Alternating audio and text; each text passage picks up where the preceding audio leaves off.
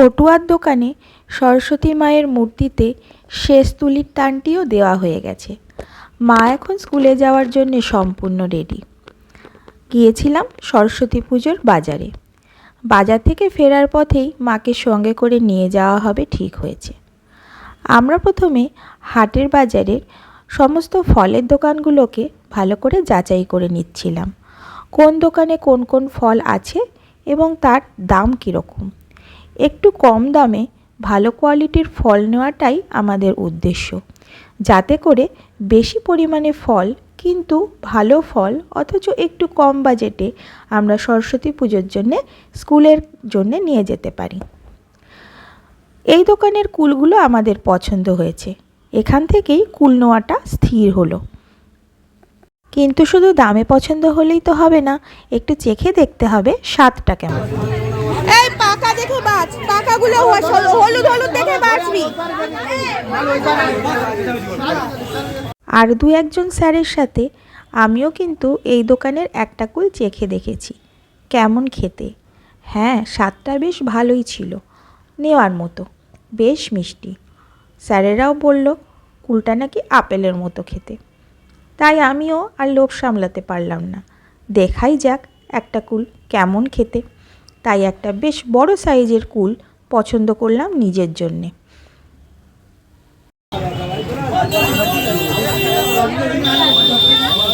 এই বড়টা দে তো, এই বড়টা দে তো, এই হ্যাঁ হ্যাঁ।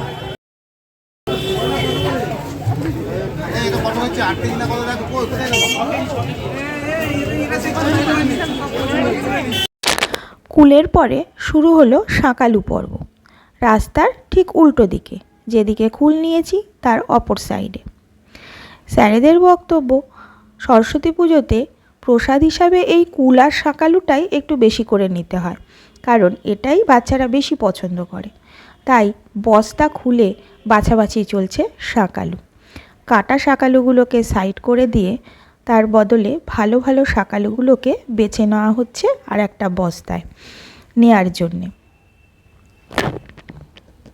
প্রথমে কিছুটা শাঁকালু নিয়ে বস্তা ভর্তি করে ফেরত যাচ্ছিলেন মলয় স্যার। তারপরে আবার ঘুরে এসে আরও কিছু শাঁকালু বাছাবাছি চলছে। বস্তার ভেতর থেকে বড় বড় শাঁকালু, যেগুলিতে কোনো কাটা ফাটা নেই, সেগুলো ঠেলে ঠেলে বের করে সেগুলোকে বেছে নেওয়া হচ্ছে। এগুলোই যাবে স্কুলের জন্য। এবারে দেখো বস্তা বাঁধার কাজ চলছে। এই শাঁকালুটা বেশ ভালো, একদম নিটোল গোল। বাছাবাছি তো হলো, কিন্তু বস্তাটা তুলবে কে? এগিয়ে এসেছে চয়ন। কাঁধের ওপরে বস্তাটা হিম্যানের মতো তুলে নিয়ে হেঁটে চলেছে গন্তব্যের দিকে। কুল আর শাঁকালুর পরে এবারে এলো শশার পালা। চলছে শশা বাছাবাছি পর্ব। বাজারে দুরকম শশা ছিল। একরকম শশার গাটা একদম প্লেন, সেটার দামটা একটু কম।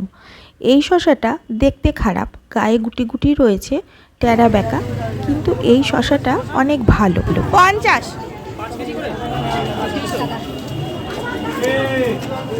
উনি 280 টাকা চেয়েছে। শশা বাছার পর্ব প্রায় শেষ, কিন্তু শেষটাতে মনে হলো কই আমার তো কোনো ছবি উঠলো না। তাই সবশেষে আমিও গিয়ে শশা বাছার একটা ভঙ্গি করে ছবি তুলে নিলাম। কিন্তু শেষ পর্যন্ত আমিও 1 কিলো শশা বেচেছিলাম পরের লটে। ইতিমধ্যে মধু স্যার আবার কতগুলো স্টুডেন্টকে নিয়ে বাজার থেকে ঝুড়ি করে ফল, কলা এবং আরও কিছু জিনিস কিনে নিয়ে এসে সবাই মিলে জড়ো হয়েছি আর একটা দোকানের সামনে। এখান থেকে আমরা অনেক কিছু কিনেছি, আঙুর, আপেল, খেজুর, আরও বিভিন্ন জিনিস। কেনাকিনি তো প্রায় শেষ। এবারে চলল ফটো তোলা পর্ব। এত কষ্ট করে রোদে ঘেমে পুড়ে আমরা যে বাজার করলুম, তা একসঙ্গে 2-4টে ফটো উঠবো না? তাই চলল এই ফটো সেশন। বাজার পর্ব সেরে বাচ্চাদের নিয়ে স্যারেরা গেল 2-1টা মিষ্টি খাওয়াতে, আর আমি ভ্যান ভর্তি বাজার নিয়ে চলে এলাম স্কুলে। স্কুলে ভ্যানটাকে ঢুকিয়ে দিয়ে আমার দায়িত্ব শেষ।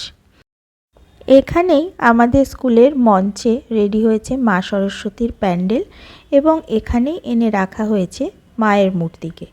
চলেছে আলপনা দেওয়া এবং সাজানোর কাজ। রাতভর এই কাজ করে পরের দিন সকালেই পুজো। মা হয়েছেন প্রতিষ্ঠিত।